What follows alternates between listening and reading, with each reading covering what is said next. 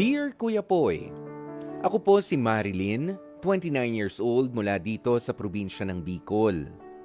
Sa totoo lang, sobrang nahihirapan na ako Kuya Poy sa kapatid kong sandamakmak na problema ang ibinibigay sa amin ng pamilya ko. Hindi ko na nga alam kung makakapag-asawa pa ba ako sa napakaraming problema na ako rin ang sumasalo. Ilan lang Kuya Poy sa mga suliraning kinakasangkutan ng kapatid ko ay ang pag-utang-utang niya mula sa iba't ibang mga lending app para lamang maitawid ang kanyang mga luho. Usually naman kasi, hindi ba, after umutang ang isang tao, ay titigil na ito para naman bayaran at tapusin muna ang hiniram niyang pera para hindi naman siya mabaon sa utang. Pero Kuya Poy, ibahin niyo ang magaling kong kapatid. Dahil after niyang umutang sa isang lending app, ay hahanap ito ng panibagong mauutangan para naman sa iba pang mga luho at mga gusto niya.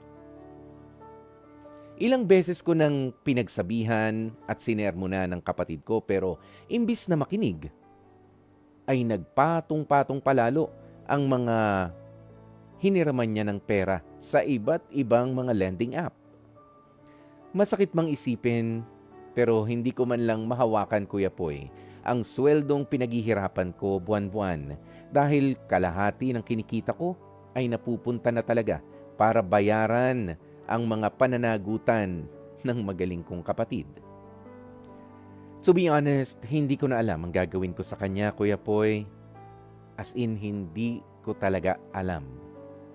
Hindi ko rin naman siya mapababayaan dahil dadalawa na lamang kami, lalo't ipinagbilin lamang din sa akin siya ng nanay namin. Ano po ba ang marapat kong gawin sa kapatid ko? Napapagod na kasi ako na palagi ko na lang siyang sinasalo sa mga pinagkakautangan niya.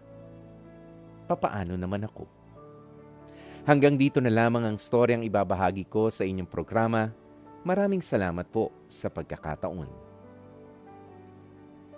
Lubos na gumagalang, Marilyn. Mga kapatid, napakinggan nga po natin ang inilapit nitong si Marilyn na problema niya sa kanyang kapatid na utang ng utang dahil sa kanyang mga luho. Buti sana kung ang mga inuutang at inihiram na pera ay para sa mga kailangan naman talaga sa buhay. Nga lang, yan, yung mga lending app, yun yung mga pinupuntahan nitong kapatid ni Marilyn. At sabi nga nitong si Ate Marilyn ay wala nang halos natitira sa kanya sa mga pinaghihirapan niya naman buwan-buwan para lang makabayad doon sa mga nahiraman nitong si nung kapatid niya. Okay? Pero alam mo Marilyn, ang masakit na katotohanan alam mo, minsan talaga hindi sapat yung pagpapaalala at yung pagpapaliwanag kahit gaano kakagaling magpaliwanag hanggat hindi aktwal na naipit, hanggat hindi aktwal na nahirapan ang isang tao. Kaya minsan kailangan hayaan mo na yung karanasan niya ang magturo sa kanya ng leksyon, lalo na nga sa pag-utang-utang na yan. O yan ang kailangan mong gawin sa kapatid mo. Okay, masakit man at sa tingin mo, alam mo, kung buhay ang mga magulang ninyo, sabi mo kasi inihabilin na yung kapatid mo, kayong dalawa na lang ang magkasama dito sa mundong ibabaw, ano? Hindi rin magugustuhan ng mga magulang mo yung ginagawa ng kapatid mo. Kasi nai-spoil siya, namimihasa at nakakaabala na rin sa buhay mo pa nga mismo.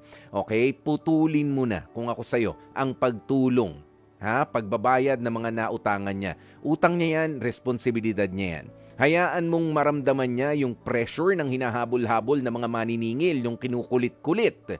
'Di ba? Yung parang hinahunting pa nga minsan, tawag na talaga ng tawag. Hayaan mo siya.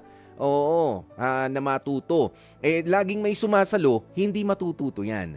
Parang sa ating mga bata. 'Di ba? Yung mga bata kapag tinuturuan nating maglakad hangga't hindi nadadapayan, hindi matututo. Ganyan din ang mga matatanda.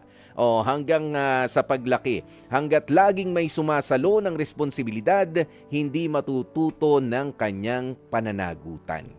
Okay, Marilyn, at sana nga maging firm ka kung mag-decide ka na i-withdraw yung suporta mo sa kapatid mo doon sa kanyang pag-utang-utang, pero suportahan mo pa rin naman siya, 'di ba? Bilang isang kapatid sa iba pang aspeto. Yung utang niya, kanya yun.